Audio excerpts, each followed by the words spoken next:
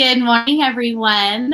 We are so honored to be here this morning with Nadia Razi. Good morning, Nadia. Good morning, Kelly. Thank you so much for having me. I really want to introduce everyone in the HyperDoc community to Nadia because she's an incredible educator, activist, human being, friend, colleague, and HyperDoc creator. And you are not going to want to miss hearing her talk about all of her lesson design. We're going to be highlighting things that she's been sharing with us all year. We work in the same school district. We have the honor of working together regularly. I have the honor. Well, let me tell you a little bit about Nadia before we get started. She is a high school English teacher. She teaches mainly 11th and 12th graders, and she teaches freshmen. So freshman English, African American literature, and AVID. And we're located in Pleasanton, California. She's also served as the English department chair, and she's been a huge advocate there. And she is the club leader and advisor for the Gender Sexuality Alliance Club, the Black Student Union Advisor, and SEED, which is Seeking Educational Equity and Diversity Leader. We also believe and know that Nadia is an incredible blended learning expert, and she was nominated for Teacher of the Year in 2018. And one of her newest endeavors is that she is on the board as a teaching fellow for the Teach Plus California around educational policy.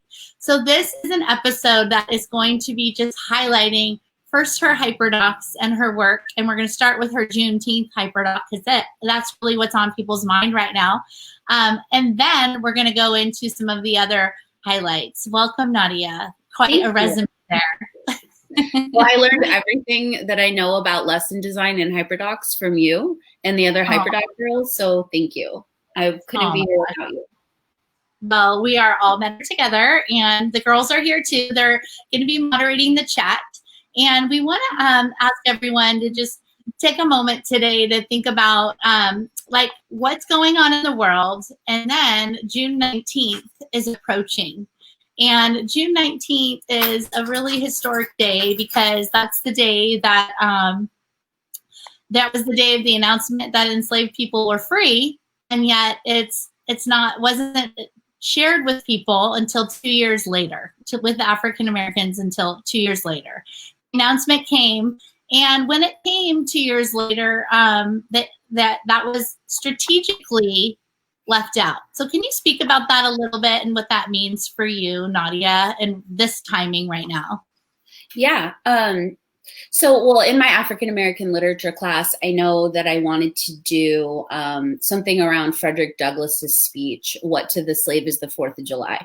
So right now, as we're going into the summer and we have these holidays like Independence Day, thinking about what independence means and kind of shining light on the fact that there's more than one Independence Day in the United States. And if you haven't read Frederick Douglass's speech, it's one of my favorite things to teach. So you should definitely read it or listen to it. We'll get to that in the HyperDoc. But so yeah, just like you said, Kelly, there basically the Emancipation Proclamation was signed. Slavery was abolished in name.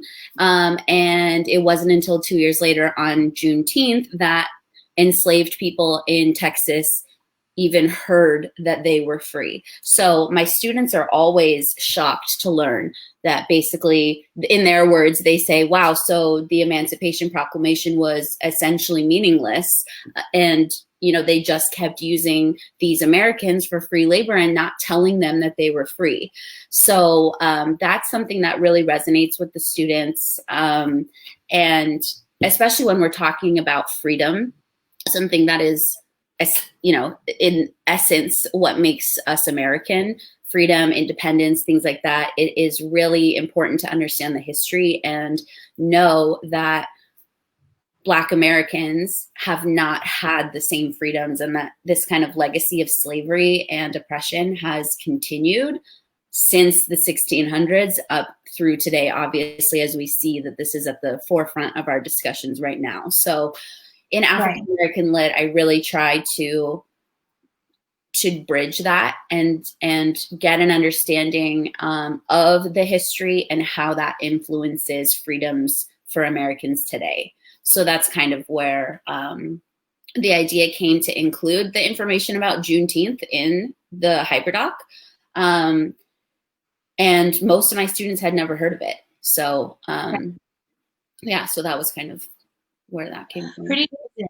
I mean, so this happened in 1865, okay, over almost 200 years ago. Yeah. And there was a social media tweet that came out on, I think, Wednesday or Thursday of this week, where someone had asked, does anyone have resources to teach this? And it just triggered that I learned so much from you when I was able to be in your classroom, myself and 20 other high school English teachers. We had a training earlier this school year. It was back in October, I believe, before all the COVID and all of that. And we were doing a training where it's called Job Embedded, and we chose a demo teacher. And Nadia was our chosen demo teacher. And I was the instructional coach that was working with her to coordinate the lesson. So I call her up and I say, hey, Nadia, would you mind teaching a lesson in front of 20 of your peers? The way this training was organized was with her high school, Foothill High School, Amador High School, and Village High School. We have 3 high schools in our school district. 20, 11, and 12th grade English teachers, can they come be in your room physically and watch you teach a lesson? Of course, she's like, sure, of course, open book, like, come in, I want people to see. What do you think you might teach? Well, I don't really know, she says to me. I think we met after school. I'm not really sure. I might teach this poem, What to the Slave is the 4th of July by Frederick Douglass, but I haven't really put my ideas together. And if you know Nadia, or you probably have a teacher friend similar to this because it's so creative. And then that night, she just says, hey, look, check it out. This is what I'm thinking. And she shows me this HyperDoc. I'm going to quickly just put it on the screen for a moment. I have it up. And we're just going to take it at first glance, Nadia. And maybe you could talk a little bit about your thinking at that time as you started to design the HyperDoc. Sure. Yeah, so I told Kelly basically, I just want to teach this speech, but I don't really know what to do. And then I just kind of sat down, and that usually when I make my HyperDocs, I just have an idea and I just run with it and work on it for a couple of hours. And I guess I didn't really realize that that was so uncommon until Kelly has been raving around about my HyperDocs. So, yeah. So if you want to go up to the top, I could do you want me to walk through it with you or? Walk through it. Yeah. Because maybe your design, which is the first part of it, and then how you delivered instruction from it as well. Sure. Yeah, so you'll see at the top, I included this image of the American flag and fireworks, and actually it ties back to a conversation that we had with my African American lit students on the very first day of school. I asked them, is my computer freezing? What should I do? Okay, just go ahead and keep talking. It's okay. We'll figure it out. So on the very first day of school, the question, yes, and I made them share on the very first day of school. So I don't know if that's, mean or anything, but I asked them, what does it mean to you to be American? What's a moment that you felt that you were truly American? And I shared my experience of attending my citizenship ceremony. And I just became a citizen 3 years ago. So my story of, walking into that big hall, handing over my green card, that feeling of uncertainty, and swearing in and saying the oath and all those things. So for me, that was a poignant moment that stood in my mind of what it means to be an American. And so a lot of the students shared on the first day of school that to them being American meant, barbecuing on the 4th of July, watching the fireworks with their families, and all of these kind of stories that the 4th of July kept coming up as something that was, quintessentially American or central to their experience as an American. So I really wanted to take that. And so I took the inspiration from my students' experiences, and I wanted to frame it in that way, that, okay, we've said a lot of things, that being American means independence and freedom and celebrating the 4th of July, knowing that we're going to be reading this speech by Frederick Douglass, where he is saying that one of the quotes in there, he says that this 4th of July is yours, not mine. And kind of highlighting the struggle that Black Americans have had at this time, which was just after the abolition of slavery, when he's giving this speech, and how that isn't an Independence Day for them. And you'll notice here in the little area where it says Independence Day, down at the bottom where it says what does independence mean to you, right? So that's kind of the guiding question. And I wanted to make the design of the HyperDoc reflect that. We have red, white, and blue. We have all of these fireworks and things that are associated with being American, and kind of use that as a starting point to show that not all Americans have had the same experience with independence. Oh yeah, this is, okay, nice. So this is, forgot about this. So this is an answer garden. I got the idea from Lisa. Hi, Phil. Love her so much. So an answer garden is a pretty cool tool where they can, the participants can just write in an answer, a word or a short phrase, and then it'll make this cloud of, this is to answer the question, what does independence mean to you? So this is all of my students, writing words and phrases that they associate with independence. And you'll see that freedom is the largest one. That means that multiple students wrote the same thing. And so it looks like I do what I want, liberty, America, right? So like, these are all things that high schoolers wrote in there. You can see the name of one of my high school students there. That's pretty funny. But so they're putting all of their answers in there and say, what does independence mean to you, as kind of an opportunity to activate that prior knowledge before challenging these assumptions of what it means to be free, which in our country has essentially meant freedom for white people, and for a long time, freedom for white males. So, and let's talk about how, when you ask this question, you have to be ready to see their responses. I mean, this is a formative assessment as well, to see where the students are at before you introduce them to what to the slave is the 4th of July. And like you said, a lot of them don't know about speech and about Juneteenth. So love your hyper. You have these little direct. You're about to blow their minds with this stuff. So saying, what do you think independence is? And then turning around and basically saying, okay, here's a bunch of stuff that you didn't know. It's crucial to build that community in our classroom, of vulnerability, of, not being ashamed of not knowing something, but really like being open to learning new things that may not be something you agree with or didn't know about before. So that's huge. All of that, when you say that, is all about knowing who your students are, building that trust in an environment that you can kind of explore things that you didn't know before. Oh my gosh. Right. Thank you, Facebook user. That's so nice. That's so sweet. I know. I love that. And a lot of people are commenting on what a beautiful question to just, what does independence mean to you? I mean, Nairi even said, I wish someone would have asked me that when I was a student. I totally agree, Nairi. Thank you for being here and sharing that. So then after you open with that, and you just touched on something incredibly important, she designed this lesson beautifully, but her delivery and the trust building and the community that you build in order to have these kinds of discussions is crucial, right?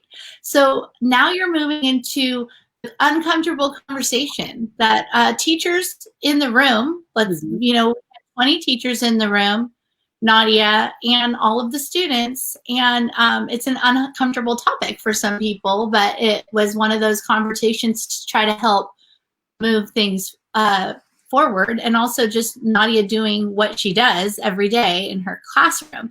So talk us through the next step after the answer garden. What did you do next? I'll say something really quick is that for my African American literature class, I designed a course reader, which we could talk about later. But so basically before each text, we have an intro to who this author is and, the significance of their leadership or their voice at the time. So kind of in place of that, I put this Frederick Douglass section in the HyperDoc. So if you want to hover over, there's 2 different links. So these are just kind of a biography of Frederick Douglass so that students could kind of put him in context. This is somebody that I would hope that students have heard of before, but maybe don't recognize, how important of a leader he was in the community. And then I also included some of his famous quotes. Students really, I think, work well with quotes because they're short and, they can easily, they're short and succinct and they just are like, okay, that's cool. I got that. It's quick. So I really like to kind of share famous quotes at any time for high schoolers, at least, to try to get them to understand who he is and understand what the significance is of the speaker and the author before we get into the actual content of the text, in this case, which is a speech. That's great. Yeah, sure. Go for it. So then this is where I put the section on Juneteenth. So this actually is not included in, I don't think it's, I mean, I may be wrong, but as far as I know, it's not included in, the history curriculum. And so I did try to find some resources that were accessible to high schoolers. So a lot of times, like I said, with the quotes, it's really accessible for students to have a list, So in this one, I have a list of facts that maybe you didn't know. And then, so they're shortened to the point. You can kind of skim it and still get the gist of what this holiday is. And obviously I would love it if all the students read the entire thing, but in this case, if they just read the numbered parts, that's kind of, okay, they're still building this kind of cultural context. And then this is a link to a video from Blackish, which is awesome. I use Blackish often in African American Lit because they've designed these short history lessons for a wider audience. Our general American audience is watching Blackish. So this particular episode where they talk about what Juneteenth is, they have this little animated short and a song that goes along with it. So it's very easy to understand, very accessible, but it still has a lot of information, and students are still able to come away from that thinking, wow, I didn't know any of that information before, right? So this Juneteenth was really important for me to, when we're thinking about Frederick Douglass saying, this 4th of July is yours, not mine. Why did you ask me to come speak? This, all of these kinds of ideas where he's distancing himself from this American Independence Day. I really wanted to draw attention to what African American independence looked like. And the reality of that is that they were free and didn't even know for 2 years. So that I think was crucial for me to bring into the discussion of independence when it deals with Black Americans. I mean, what I'm thinking about, Nadia, is also you're speaking your students' language by bringing in Blackish. It's a comedy. It's relevant. It's culturally relevant to them. It's maybe something they watch on TV. And unfortunately, sometimes comedy is perpetuating all of these unconscious biases that we have in our society. But this one is really a teachable one.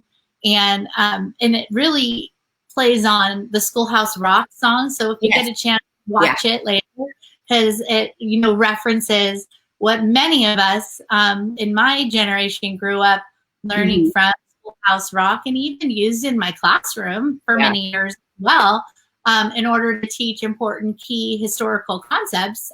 When you know better, you do better on certain things, but they basically twist on one of the songs and then share that there. So that's a really important way to get them to shift from what does America mean to you?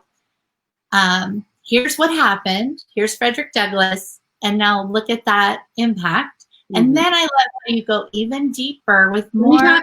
Let me talk about Blackish real quick, a little bit more before you move on.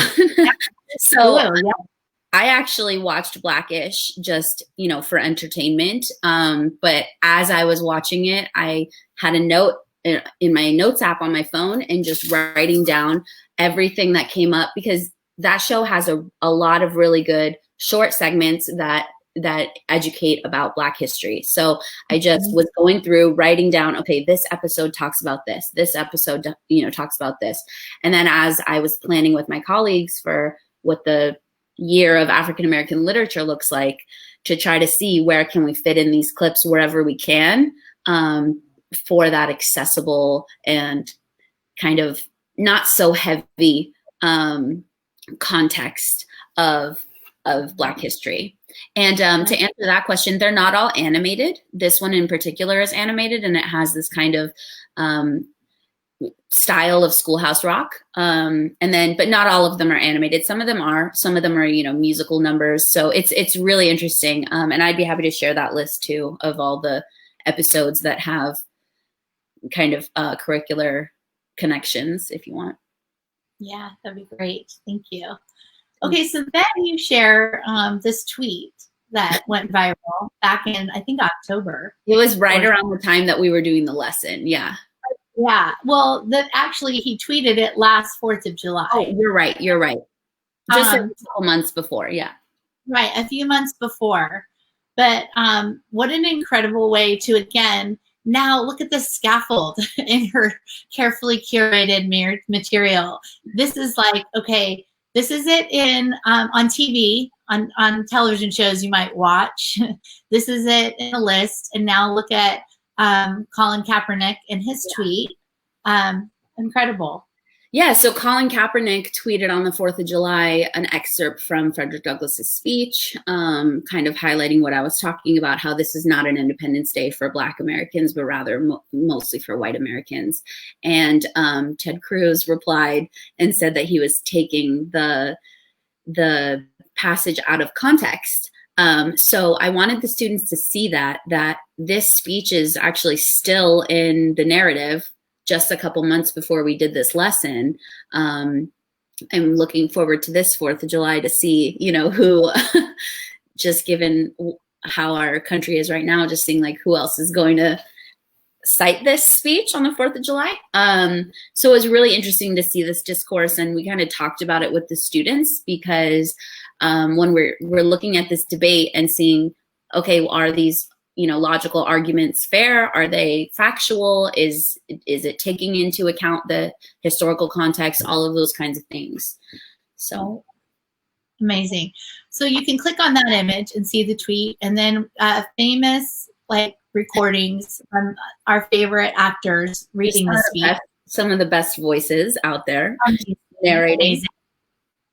And when you click on the tweet too, I just want to mention that I believe it's the one of them. I think it's the Morgan Freeman voice reading the speech, and then there's some pretty graphic images that I'm sure your students, again, it's like a 1-minute clip that show the speech in the background and some graphic images.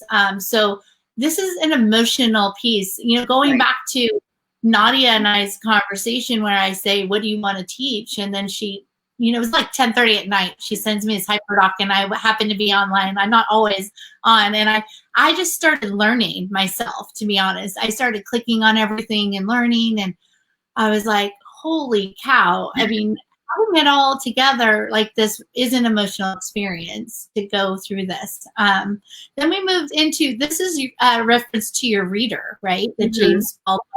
They have a reader, a paper reader, so she brought in that text as well. So I don't know if you're familiar with James Baldwin's letter to my nephew. He wrote it just about 100 years after Frederick Douglass's speech. And just like I wanted to make connections to today, I also wanted to make connections to other Black authors and leaders who have expressed similar sentiments. And there's one line in this letter to my nephew where he says that America celebrated independence 100 years too early. I think I would have to double check the quote in there, but if you want to look through, basically a similar sentiment to what Frederick Douglass was saying, that this American Independence Day doesn't apply to all Americans. So that was another author that I was able to bring in. Usually in the course we go through chronologically, but at this time I did want to make those connections. So even though, you know, this took place about 100 years later, I did want to include it in context because of the content connection. Right. Yeah, this is an incredible letter. And again, another layer in your HyperDoc. It was like, holy cow, because it's another century really that you're bringing in 100 years later. Okay, here we are today. So all of this, the students during our demo lesson. So before the lesson, they had done, what does independence mean to you? During the lesson, you referred back to that. This is when all the teachers were in the room, and students shared devices and watched these videos, and they did an exploration, and then they stopped right here. And then this was your apply. Are you ready to move on to share a little bit about this piece? Yeah. So, so I've taught this speech for a couple of years, and one thing that I really wanted to do with this was just to have them listen to it.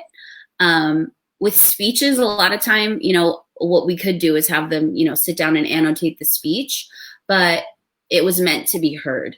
So that's why I included a lot of the videos of some of the excerpts of the speech, but it's not the whole thing. So basically what I wanted to do was, what is something that the students can work on while they're listening and create something, apply the knowledge to something that they're creating. So with that idea, with Kelly's help, we were talking about this idea of visual note-taking. So this right here with the mouth is a short video tutorial on how to take visual notes. And visual notes can look like a variety of different things depending on the student. So basically what I did, and if you click down on this beautiful piece of art that one of my students made a couple of years ago, it will take you to the instructions with the actual task of the HyperDoc, which is to create this recreation, a visual recreation, or some kind of visual note-taking that captures the essence of the text. So these are all, unfortunately, this is the only picture I had.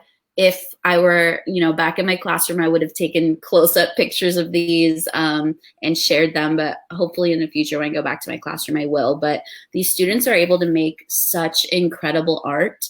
It is unbelievable. So what I had them do was, you'll notice that these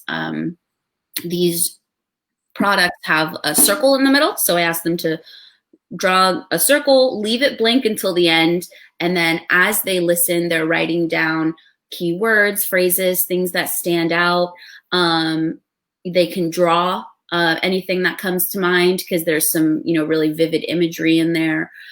So those are some examples that are linked on the HyperDoc, so you can look at those, and it just really does such a good job of they're taking things that stand out when they're listening. So that's, I mean, a skill that obviously, you know, I think that for a lot of our students, listening is the hardest out of our 3 standards of reading, writing, and speaking and listening. So I'm blown away by the art that some of these students have created. And you'll notice that in the circle at the end, I asked them to put, what's the main idea? A lot of them will put hypocrisy. A lot of them will put, it's kind of blurry, I'm sorry. You see the word enemy in there. You'll see the word hatred, lies. So this artistic assessment really does a good job of allowing the students to kind of process what they're hearing and apply it in a way that they're highlighting what stood out to them from the speech. Amazing. This one right here says 1852. Is it mine or is it yours? Freedom. It's amazing. Yeah. We forgot to mention, Nadia, one more step that you did before they did this. that was after the exploration, we took it offline. Remember, we did the Post-it notes on the whiteboard. That's right. We'll try to find a photo of that, but as part of the demo, like this was 3 or 4 day lesson. Yeah. After the exploration, you passed out colorful Post-it notes, and then we put them, and students jotted down their thinking and reflections, and they were put on the whiteboard in categories. Do you remember what those categories were? The categories were new or surprising information. The second one was connections to other things we've read in class. And then I think that the third one was questions that they have, but I'm not 100% certain. But that was another visual display of where your students were at. And this is part of that delivery that cultivates that community, building trust. Students anonymously, instead of a Padlet, actually used Post-its, and were able to say things that they were thinking and feeling at that time, and all responses were accepted, and then you would address different responses as needed. And those are the subtle things that Nadia does in order to create a classroom who has these kinds of conversations. Those Post-its are really where, when I kind of, after the school day was over, I had hundreds of Post-its on the whiteboard. I kind of organized them into categories so that we could see what, generally what the students thought about the information. And that's when a lot of the Post-its said, wow, so the Emancipation Proclamation was useless. Like, or why did we learn about that but not Juneteenth? So of this HyperDoc, even though the focus is Frederick Douglass's speech, a lot of the new learning and surprise was around Juneteenth. Right. Yeah. Okay. So then you teach sketchnoting, and you modeled it. Didn't they watch this video and practice it? This video is amazing. Watch this video. Your discretion is advised. There is some language in that video, but it is still amazing. And it's also kind of an inside joke that my students and I have about Thomas Jefferson.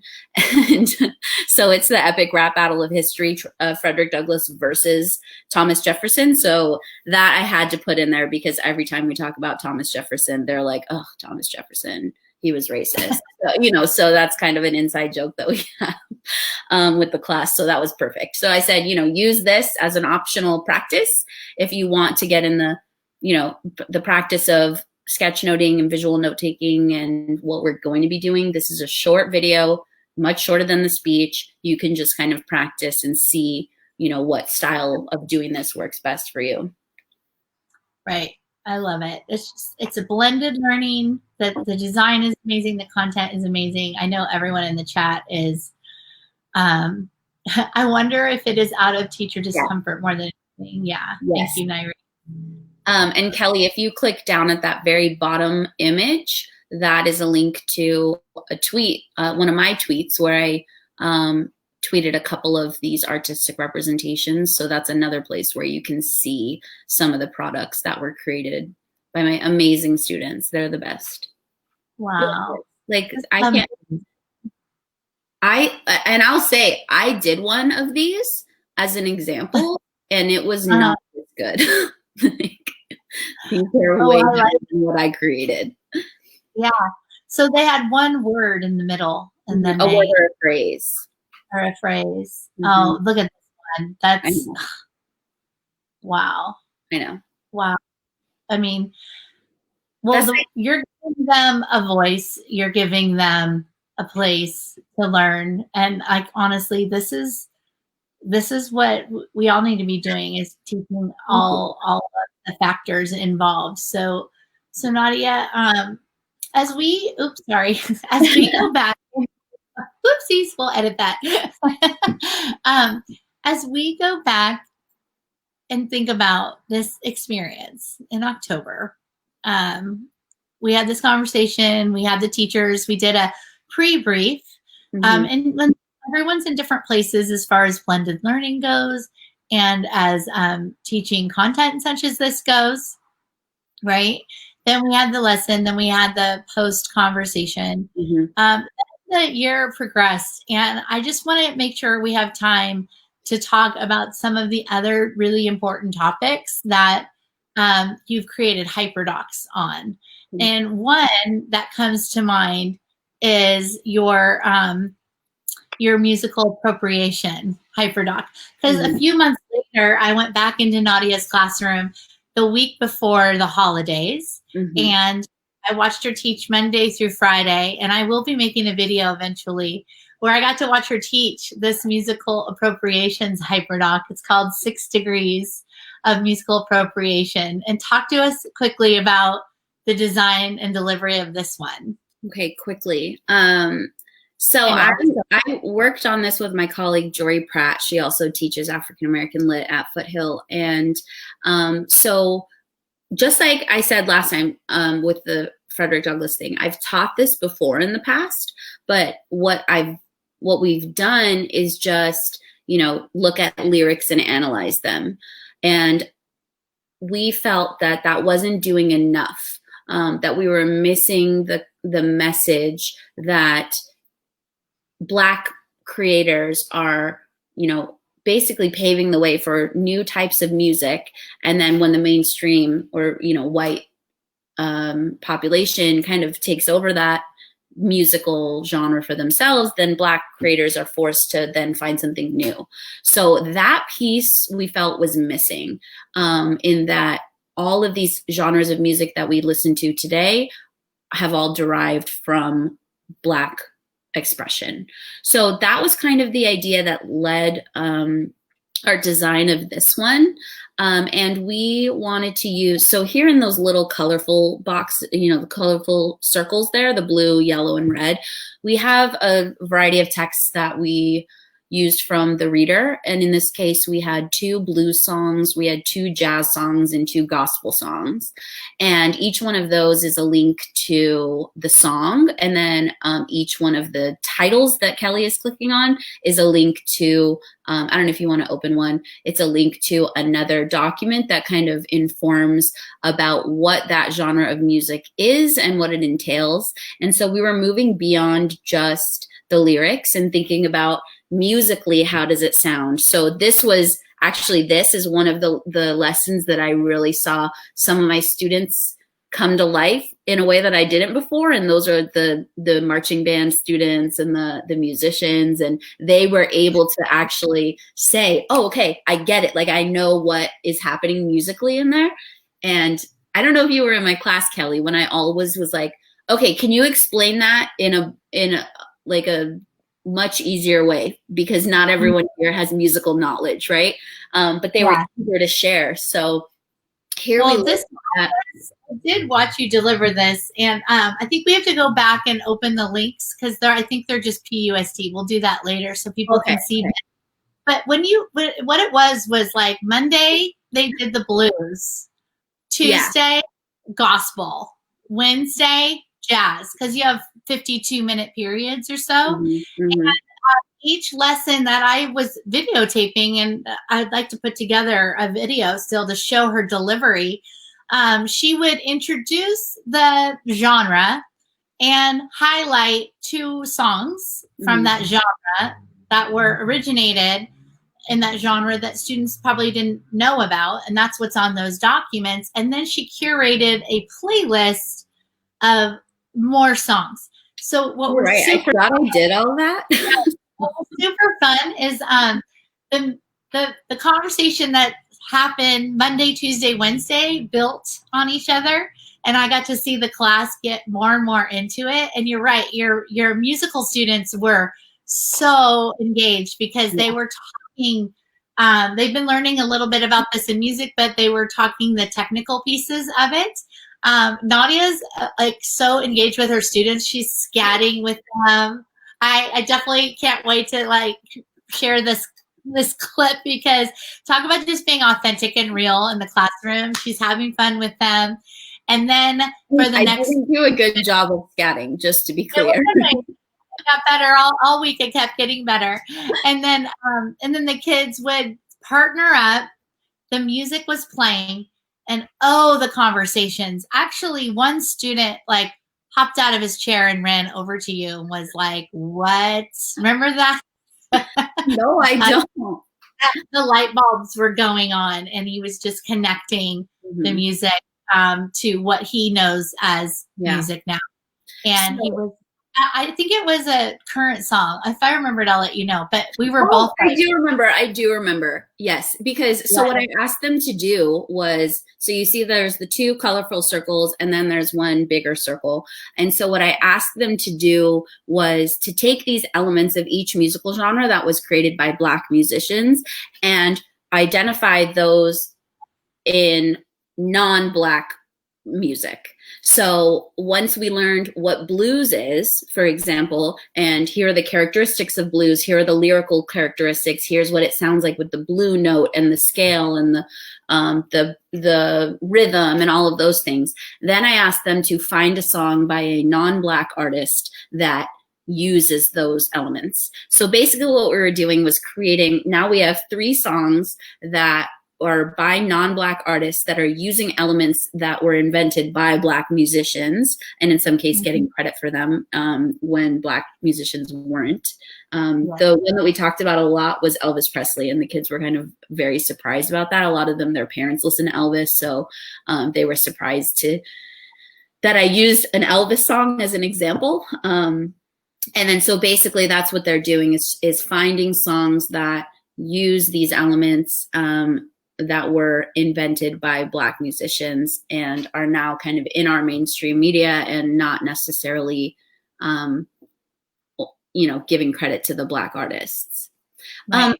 I want to say something real quick, Kelly. There was a comment that asked how long it takes to make one of these. I don't feel like I can answer that because, like I said, I just sit down and do it. So maybe you have a better answer as to how long it takes like a normal person to do it, because I don't think that.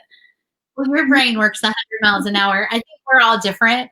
Sometimes, I think some of us just sit on an idea and slowly design a HyperDoc before we're ready to go. Sometimes that collaboration happens and you're able to just put it together.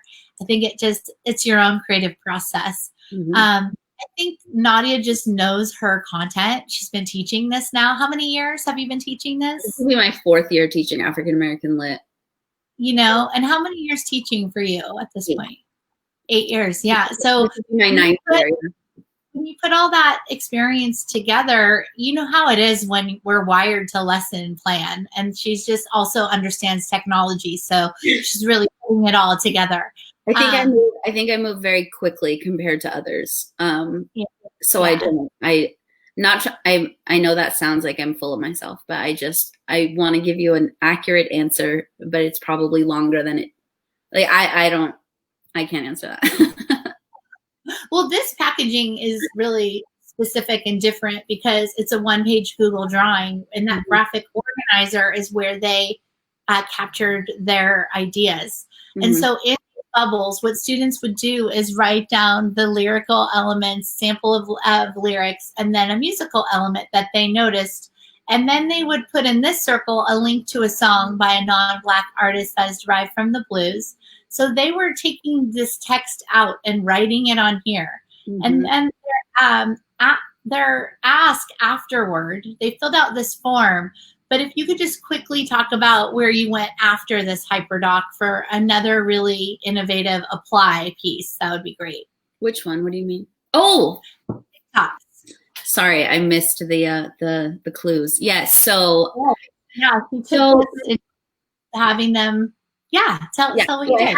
So I had the idea that I wanted to have the students make videos and bring in these songs and explain in a way that they could show what they've learned and show these connections between different kinds of genres of music and different songs and the songs that they're listening to today. And so, but I spent a week on this lesson and I didn't have time to, give them tons of time to work on a video. So what I said was, I've seen all your social media. I know you know how to make videos. You can use TikTok, you can use Instagram, you can use whatever, WeVideo or YouTube, iMovie or whatever you want. Most of them used TikTok. Some of them used Instagram. And I said, you have one day to do them. Just do it. And the products that they made were incredible. They were better than I anticipated. And because I was a little nervous about giving them such a short amount of time, but these kids are making videos all the time. And so they were really good. And that's something that I'm using their skills that, I'm not going to teach them how to use TikTok. I just was like, use whatever you know how to use, or you and your partner can figure out how to use, and bring that to the class.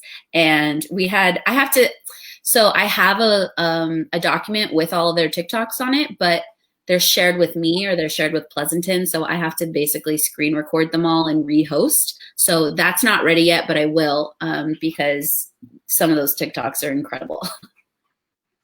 Yeah, I mean, they are. Well, I'm going to pull some up. If we could show my screen really quick, you can see them. But we'll share those out. So what she did was screen record them. Yeah. And then, a couple of her favorites. Can you go to 5th period? Yes.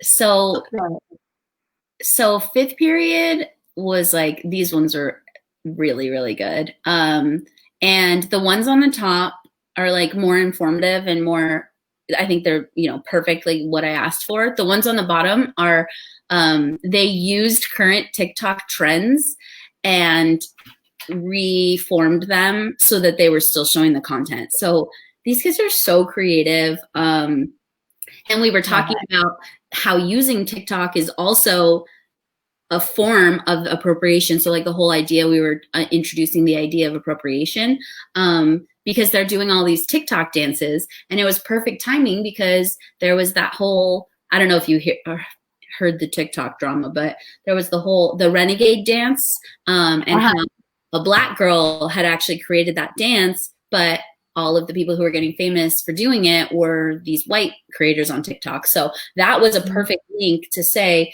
use TikTok, but also be aware that it's not just music. It's all of these things in our culture that have been appropriated from Black creative people, right? So that was... Continue. Even, again, you're connecting it to the past and to now constantly. You're giving them the lens to look for that as well themselves. So all of that kind of leads to, then we move into the school year. March, we're on shelter in place. Everybody's reimagining teaching. You had a HyperDoc that you had already taught back in the year before. But now you needed to have you needed to have a shift in how you delivered this for COVID and distance learning. And so talk about this HyperDoc really quickly, and then what shared experience you built around this in your remote learning classroom. Okay. This is one of my favorite things that I've ever made. I actually started crying when I was trying to plan my remote learning for the last couple months of school, because I realized that I wasn't going to be able to do this in the way that I wanted to. So basically, I did this homecoming. So this is based on Homecoming, a film by Beyonce, which is on Netflix, and you should watch it if you haven't watched it, but also look through the HyperDoc before you watch it. So basically what I did was I created this HyperDoc, and we did it last May in my African American Lit class. And then after we did the lesson, I solicited feedback from the students about what worked, what was confusing, or like what they liked about it. And I took that feedback, and I've basically been editing this HyperDoc all year since then. And some students would share resources with me, and I would add them in there. And so if you look in the HyperDoc, this is the one where there's so much stuff. This is, if you look at any of these, like if you click on that historically Black colleges and universities link, it'll take you to a whole separate text set of information just about historically Black colleges and universities. There are videos, there are articles, there are all of these. Lizzo's music video that came out, I was like, oh, I got to add that to the HyperDoc, because she has all of these references to HBCU homecoming, football games, that unless you understand what the context is, you won't recognize that that's what she was doing, right? And I also included the link to Obama's HBCU address that he did at the end of May. So that's the live stream. So anyway, all of these things. And there's one about Beyonce and how she has displayed her Blackness throughout the years and how she's able to, be proud of being Black and also be successful in white media. And there's another one that's all about Coachella, because the movie is about Beyonce's Coachella performance, and she was the first Black woman to ever headline Coachella. So the context of that is so important for them to understand. She says in the movie that, instead of wearing my flower crown to Coachella, this, festival that is known for cultural appropriation, and, if you look into some of the, anyway, there's you can explore that whole text set about Coachella, but that she basically said, instead of, bringing that to coming and wearing her flower crown, she wanted to bring her culture to Coachella as the first Black woman to headline it. So this is one of my favorite things that I've ever done. So I was really upset that I didn't get to do it in the classroom. So I was talking with Kelly earlier, talking with you earlier about how ever since we've been in shelter in place and we've been doing remote learning, my focus has been more about maintaining the culture of the class that we've created, maintaining that support and trust that, we've been working at all year. So I thought it was really important to continue doing live lessons, synchronous lessons. Obviously, not everybody could join. I did give them the opportunity to say, if you can't come to your class, you can come to another class period. I gave them time to just be with their peers and catch up and see if they needed anything and ask for support. And then we would kind of get back into the material. So basically what I did for homecoming this year was that I did a movie screening. I played it on my computer and I streamed it on Zoom, and I invited all 4 of the African American lit classes to come at the same time and watch it together.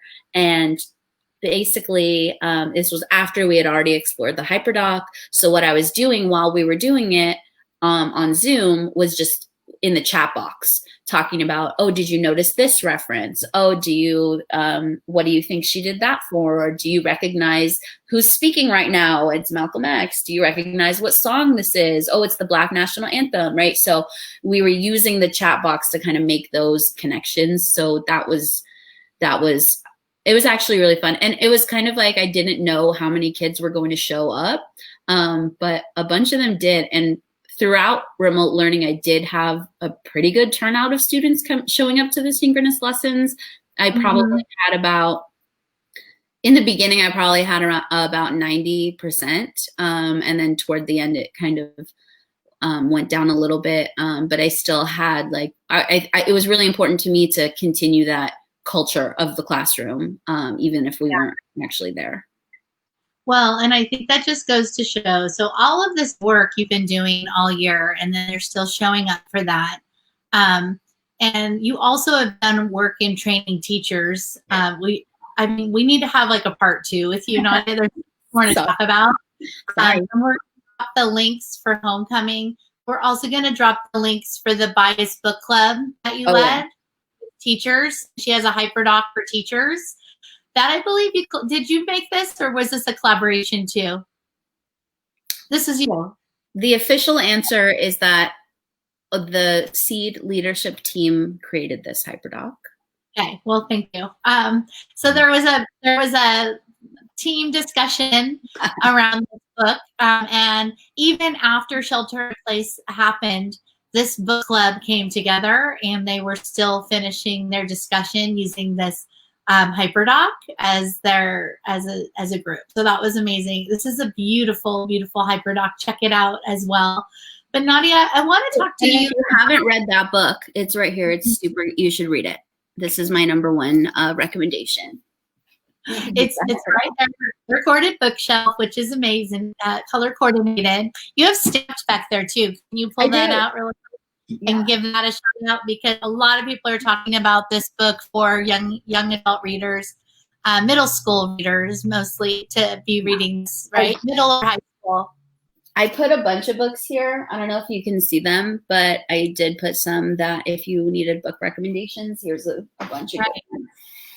Right. So Nadia's been living and breathing all of this work. And then, in light of the recent events with George Floyd and a lot of protests and a lot of riots happening, I wanted to talk to you before we bring closure to this conversation about how your students reacted and what that meant to them, and what sort of conversations you continued to have when all of that broke. Yeah. Well, what I'll say is that the students were ready. We've been talking about injustice every single Friday all year. We've been talking about current events. One that really resonated with the students was this young black person that was shot and killed over shoplifting a $2 beer. So that was something that the students kind of brought up time and time again, referencing that incident of, just kind of drawing attention to injustice or instances of modern day lynching. So that's something that they've really kind of that's been on their radar. We talked a lot about Kaepernick. We talked a lot about the peaceful protests that were being criticized. And now, obviously, when there are protests, they're saying, wait, you should be doing it peacefully. And so I'm really proud of my students for being able to understand the historical context and kind of connect it to what's happening right now. So basically, as we kind of went through the last couple weeks of school, that's when we talked about the murder of Tatiana Jefferson.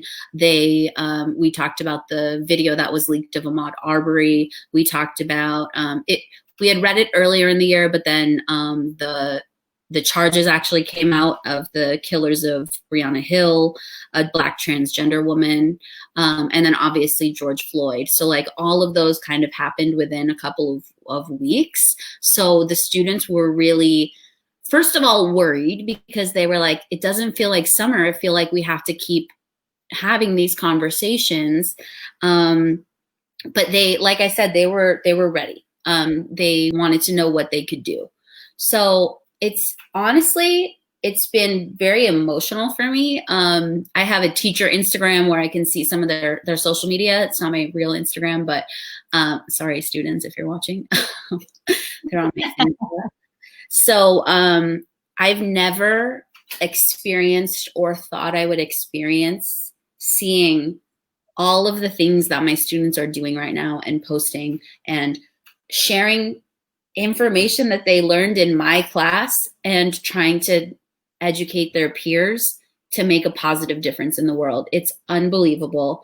They are organizing, they're going to protests, they're sharing links to petitions, to donations, they're donating supplies to there was a protest in Pleasanton, which is, I think that's the first protest that's ever been in Pleasanton.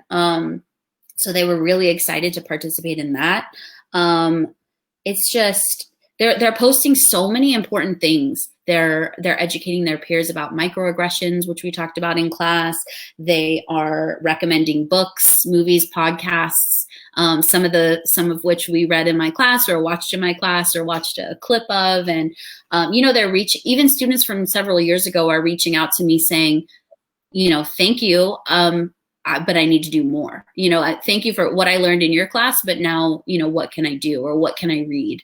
Do you have any other recommendations that we didn't read in your class? And I'm like, yeah, so it's really kind of an emotional time to see this, but it's really, really, that's what I'm trying to focus on, is the positive of all of these young people coming together and really using their education of the history of slavery, the legacy of slavery, and the history of Jim Crow and mass incarceration and police brutality, and saying, this isn't new. And I'm just really, really proud of them. You should be, and you should be proud of yourself. We've been talking for almost an hour, and we could talk for 20 more hours, and we probably will, you and I, but offline. I want to invite Lisa and Sarah to come back into the show, and I just want to give them a chance to connect with you. And while they're logging in, I want you guys to learn 2 more things about Nadia. She not only is doing this work in her classroom, she's doing this work with other teachers in our school district through the SEED organization as a SEED leader, as you saw with the Bias Book Club. And she's also a fellow for the Teach Plus, California Teaching Policy Fellowship, where she's really trying to change policy that has to do with students and lessons. And we'll have to have you back on to share more about that. But hello, Lisa and Sarah. Thank you for being here. Why don't you just comment and share with Nadia? We just are really fortunate to be in this district with you, Nadia, and to I'm the fortunate one. Come to your classroom and see these lessons in action. And it's just a privilege to be able to share this. But I have to say, for those of you who are watching and wondering, how can you start to get teachers in your district to build lessons like Nadia does? I'll tell you what she did, and Kelly touched on it in the beginning. We invited 20 high school English teachers into Nadia's room to do a lesson study, to watch her teach this. We did a pre-brief. They watched her teach, watched her students in action. And then afterward, we did a very intense debrief where we asked Nadia tons of questions. And then teachers had time during their workday to then plan and create lessons in this, spirit. And so it's this idea of, don't just stop at sharing these, which is so powerful to share these lessons, but how do you deliver them? How do you connect with kids during these lessons to ensure that it's done, really, really well? And we thank you, Nadia, for opening up your classroom to this. Thank you for teaching me everything I know about HyperDocs. That is just one part of it. I mean, you are such a gift to education. And as I'm listening to you, I just keep thinking about the work that you're doing on all levels. You are doing this work with students, teaching them how to think critically, discuss with each other, engage in difficult content, challenge their original thoughts about life. And then you're also doing it with adult learners and teacher colleagues and pushing the boundaries and making people think twice about their practice. So you're doing it with kids, with fellow teachers. You're doing it at the district level. We've been so fortunate to see all the ways that you've encouraged others to think about some of the policies in our district. And that is a gift to other students that are not in your classroom. And now you're working at like a state policy level. So my God, Nadia, you are such a, you're just doing it. You're doing all the work. And I know for many of our viewers today who are new to HyperDocs or even have been creating HyperDocs for years, the takeaway isn't necessarily run off and be a policymaker, but start in very your hard. classroom. But I love this idea of like starting in your own classroom and then start inviting conversation. Maybe you partner with a fellow teacher like you did with Jory to collaborate on a lesson design. But you've just given so many different entry points on how to be an activist. And that can be as basic as like working with your kids, designing lessons that feel like important. Every lesson that you've shared today feels so important and necessary. And so I just want to say that I see you doing this work at all levels. And for either teachers who are new to HyperDocs, give it a try with your kids, see how you can push their thinking, and then maybe invite a teacher colleague in to do it together and to start building that capacity. So thank you. I've known you for years and watched you, but I'm feeling just as inspired today as I am. Follow her on Twitter too, Miss Razi there she is. There's an underscore Miss Razi. Underscore Miss Razi. You'll find her. She shares. Quite the comments here. Nairi, thank you for joining in and sharing your thoughts throughohout this time. Thank you to all the commenters. Y'all are really nice. It's on the internet. That's what we say, HyperDoc. We're all here trying to do the best we can for kids, and we got to watch you share your heart and passion today. And I think you've really inspired a lot of people to have some more conversations. And we just like what Lisa and Sarah are saying too, is in our district to see that in action all the time, every day, living we're lucky. We're very lucky, and we appreciate you. Thank you. I'm lucky. I'm lucky to know y'all. I'll keep saying it. Thank you.